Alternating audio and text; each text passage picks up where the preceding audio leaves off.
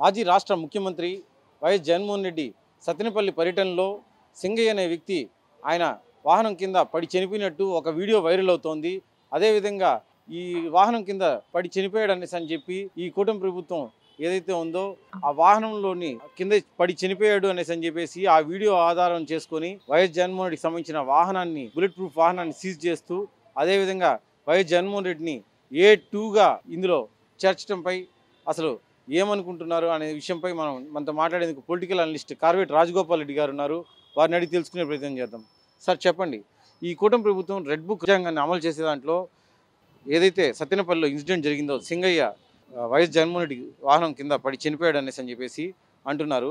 అసలు వాస్తవాలు ఏంటి? నమస్తే అండి. జగన్మోహన్ రెడ్డిని ఎలాగైనా ప్రజలకు దూరం చేయాలి, జగన్మోహన్ రెడ్డి పర్యటనలను ఎలాగైనా అడ్డుకోవాలి. అందులో భాగంగానే జగన్మోహన్ రెడ్డిపై కుట్రలో భాగంగా ఈరోజు జగన్మోహన్ రెడ్డి బుల్లెట్ ప్రూఫ్ వాహనం తీసుకెళ్ళటం జరిగింది. ఎందుకంటే గత పర్యటనలో జగన్మోహన్ రెడ్డి ఏదైతే ప్రభుత్వం అరేంజ్ చేసిందో బుల్లెట్ ప్రూఫ్ వాహనం, ఆ వాహనం డొక్కు వెహికల్ అని, అది మధ్యలో ఆగిపోయిందని, అది మరమ్మతుల కోసం ఇవ్వాల్సిన వెహికల్ని జగన్మోహన్ రెడ్డికి మాజీ ముఖ్యమంత్రికి ఇచ్చారని ఆ వెహికల్ని అక్కడే వదిలేసి జగన్మోహన్ రెడ్డి ఆ రోజు గత పర్యటనలో బెంగళూరుకి వెళ్ళిపోవటం జరిగింది. తర్వాత జగన్మోహన్ రెడ్డికి వైఎస్ఆర్సీపీ శ్రేణులు ఎలాగైనా ఆయనకి భద్రత కల్పించాలి, ఈ కూటమి ప్రభుత్వం భద్రత కల్పించట్లేదు, జగన్మోహన్ రెడ్డి ప్రాణాలకైతే ప్రమాదం ఉంటుంది అని హైకోర్టు నుండి పర్మిషన్ తీసుకొని ఈ బుల్లెట్ ప్రూఫ్ వాహనాన్ని అయితే వాళ్ళు కొనుగోలు చేసుకోవటం జరిగింది. ఇప్పుడు మొన్న రెంటపాల గ్రామానికి జగన్మోహన్ రెడ్డి ఏదైతే వెళ్ళాడో ఆయన వెళ్ళిన పర్యటనలో జనాలు తండోపతండాలుగా, ఎటువంటి ట్రాక్టర్లు పెట్టకపోయినా బస్సులు పెట్టకపోయినా జనాలు స్వచ్ఛందంగా ఏదైతే ఆయన కోసం ఎగబడి వస్తున్నారో అలా అంత జనం ఆయనకు వస్తుండటం చూసి ఈరోజు కూటమి ప్రభుత్వం భయపడింది. చంద్రబాబు నాయుడు ఏదైతే సభలు పెడుతున్నాడో ఆ సభల్లో మధ్యలో నుండి జనాలు వెళ్ళిపోతుండటం, చంద్రబాబు కూడా వాళ్ళని హెచ్చరించే ప్రయత్నం చేస్తుండటం ప్రజలందరూ కూడా చూస్తూనే ఉన్నారు. అలాంటప్పుడు ఈరోజు జగన్మోహన్ రెడ్డి పర్యటనలను మనం ఎలాగైనా అడ్డుకోవాలి. జగన్మోహన్ రెడ్డికి ఎక్కడికి పోయినా జనాలు తండోపతండాలుగా వస్తున్నారు. మనం ఇప్పుడే కానీ అడ్డుకట్ట వేయకపోతే, జగన్మోహన్ రెడ్డి పర్యటనను అడ్డుకట్ట వేయకపోతే ఇది భవిష్యత్తులో ప్రమాదకరంగా మారుతుంది అని ఈ కూటమి ప్రభుత్వం ఒక అనాలోచిత నిర్ణయాలతో జగన్మోహన్ రెడ్డిపై కుట్రలో భాగంగా వాళ్ళు ముందుకెళ్తున్నారు. ఇది చాలా చాలా తప్పు. జగన్మోహన్ రెడ్డి పర్యటనలో ఏదైతే ఆ వ్యక్తి సింగయ్య అనే వ్యక్తి కారు కింద పడిపోయాడు అన్నాడో అది ఖచ్చితంగా ఏఐ టెక్నాలజీతో వాడిన వీడియో అనే తెలుస్తుంది. ఎందుకంటే జగన్మోహన్ రెడ్డి పర్యటనలో వెళ్తున్నప్పుడు ఒక వ్యక్తి చనిపోతే అక్కడికక్కడే వెహికల్ని ఆపేస్తారు, జనాలు చూస్తారు, మీడియా ప్రతినిధులు ఉన్నారు, పోలీసులు ఉన్నారు, అంతమంది ఉన్నా కానీ ఒక వ్యక్తి పడిపోయాడు 4 రోజుల తర్వాత మాకు వీడియో దొరికింది అని ఎస్పీ గారు మాట ఏదైతే మార్చారో ఇది అవాస్తవం. ఆ ఎస్పీ గారి పైన ప్రభుత్వం ఒత్తిడి తీసుకొచ్చిన దానివల్లే ఆ ఎస్పీ గారు మాట మార్చారు. అంతకుముందు ఆ వ్యక్తి సింగయ్య అనే వ్యక్తి ఎలా యాక్సిడెంట్ అయింది, ఎలా పడున్నాడో వాస్తవాలు తెలిసిన కొంతమంది దగ్గరున్న వ్యక్తులు, చూసిన వ్యక్తులు ఆల్రెడీ మీడియాకు వాళ్ళు వీడియోలు రిలీజ్ చేయడం జరిగింది.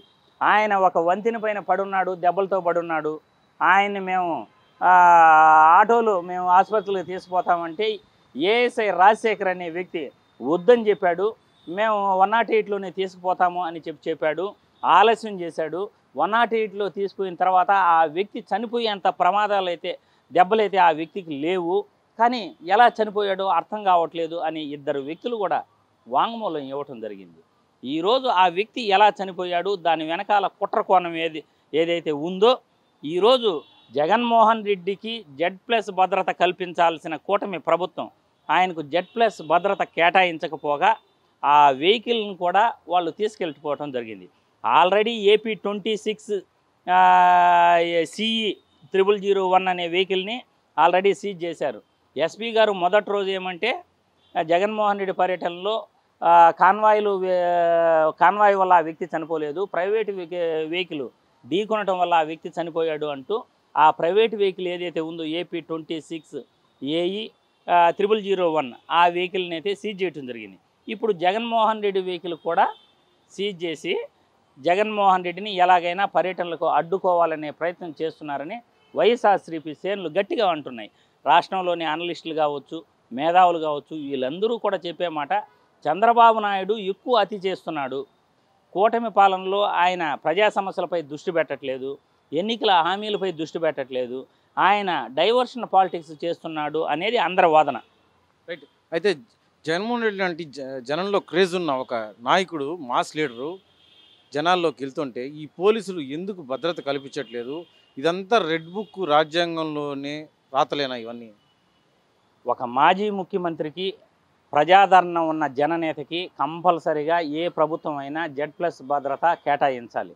కానీ ఈరోజు కోర్టులు చెప్తున్నప్పటికీ, జనాలు తండోపతండాలుగా వస్తున్నప్పటికీ కూటమి ప్రభుత్వం జగన్మోహన్ రెడ్డికి భద్రత కల్పించలేదు అన్న మాట వాస్తవం.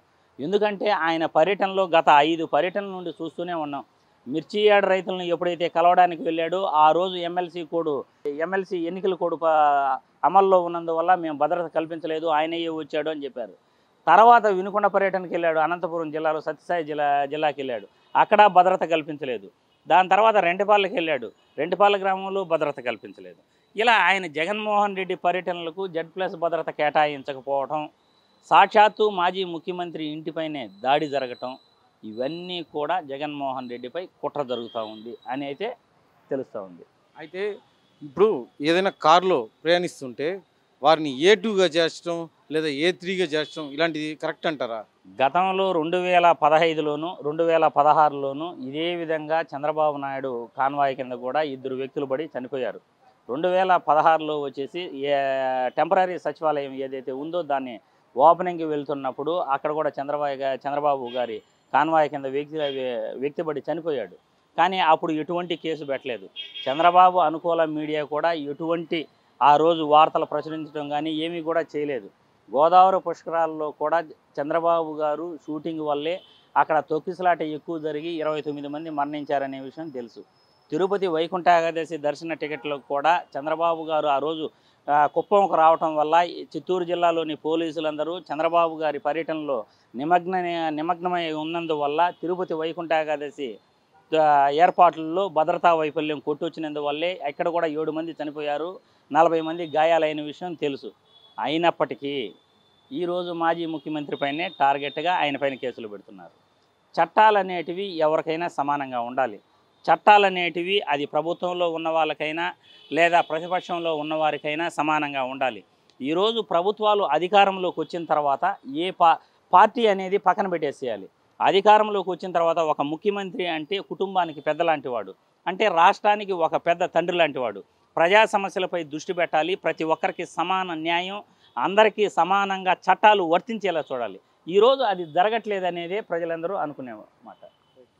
రాష్ట్రంలో ఈ కూటమి పాలనపై మేధావులు అదేవిధంగా పొలిటికల్ అనలిస్టులు చెప్తున్న మాట ఒకటే, ఈ కక్ష సాధింపులు, కుట్ర రాజకీయాలు అలాంటివి ఈ కూటమి ప్రభుత్వం ఏదైతే ఉందో అది మానుకోవాలనేసి అని చెప్పేసి వారంతా కూడా పదే సూచిస్తున్నారు. అయితే కూటమి ప్రభుత్వం మాత్రం ఇందుకు భిన్నంగా ప్రతిపక్ష పార్టీలని ఏదో ఒక రకంగా ఇబ్బంది పెట్టాలన్న నెపంతో కుట్ర రాజకీయాలు చేస్తుంది, కుట్రలు పంతుంది అనేసి అని చెప్పేసి అంటున్నారు. అయితే వైఎస్ జగన్మోహన్ రెడ్డికి Z+ భద్రత కల్పించాల్సింది పోయి ఈ కూటమి ప్రభుత్వం కల్పించకుండా వారికి అదేవిధంగా ఆయన బుల్లెట్ ప్రూఫ్ వాహనాన్ని కూడా స్వాధీనపరుచుకొని ఆయన్ని ఎలాగైనా సరే పర్యటనల్ని అడ్డుకోవాలనేసి అని చెప్పేసి ఈ రకమైన ప్రయత్నం చేస్తుందనేసి అంటున్నారు. రానున్న రోజుల్లో ఈ కూటమి ప్రభుత్వానికి ఖచ్చితంగా ప్రజలు బుద్ధి చెప్పే రోజులు దగ్గరలోనే ఉన్నాయనేసి కూడా అంటున్నారు.